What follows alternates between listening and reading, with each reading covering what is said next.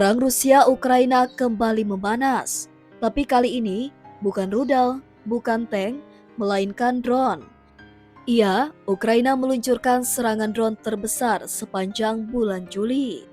Lebih dari 230 drone menghantam wilayah Rusia, termasuk 27 drone di atas ibu kota Moskow. Akibatnya, bandara-bandara besar di Moskow lumpuh total.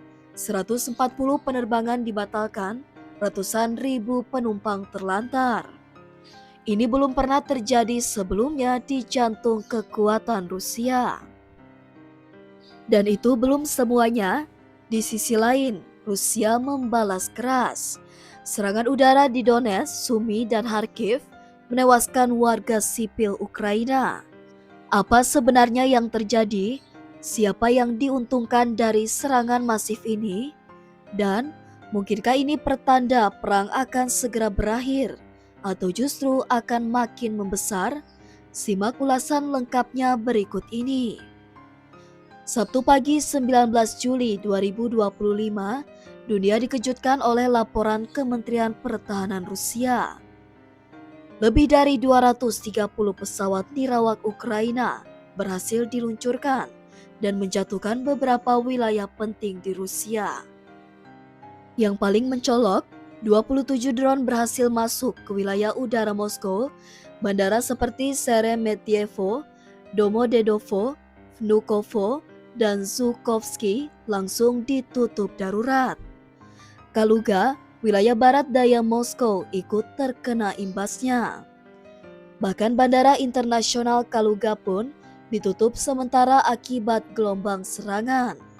Dampaknya luar biasa, 140 penerbangan dibatalkan, 130 penerbangan lainnya dialihkan. Asosiasi Operator Rusia atau ATOR mengonfirmasi bandara-bandara Moskow ditutup 10 kali dalam 24 jam karena gangguan drone. Serangan ini juga menjangkau wilayah strategis lain seperti Rostov, Bryansk hingga Laut Hitam. Walau Rusia mengklaim telah berhasil menembak jatuh 45 drone, nyatanya sistem pertahanan udara Rusia kembali diuji habis-habisan. Tak tinggal diam, Rusia melancarkan serangan udara ke Ukraina di malam yang sama. Hasilnya, 2 warga sipil tewas di Donetsk, 1 perempuan 78 tahun meninggal dunia di Sumy akibat kebakaran di gedung tempat tinggal. Angkatan Udara Ukraina melaporkan telah menembak jatuh 18 dari 57 drone Rusia yang masuk ke wilayahnya semalam. 7 drone lainnya dikabarkan hilang dari radar, kemungkinan besar terganggu sistem elektronik Ukraina. Selain Donetsk dan Sumy, wilayah lain seperti Kharkiv, Dnipropetrovsk, dan Zaporizhia juga dibombardir.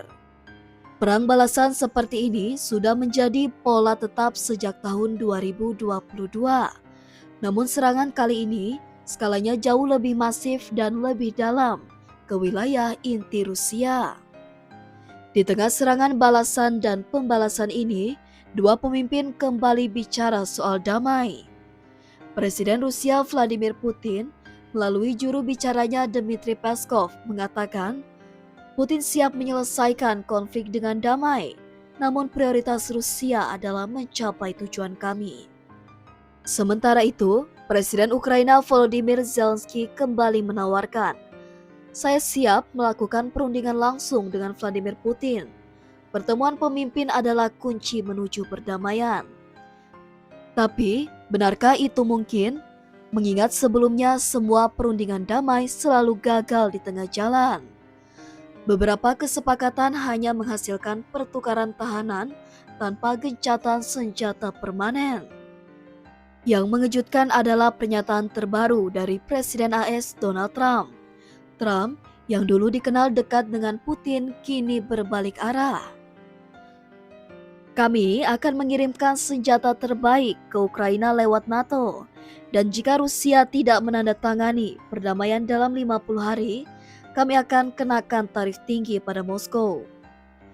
Dalam wawancara dengan BBC, Trump juga berkata, saya kecewa dengan Putin, tapi saya belum selesai.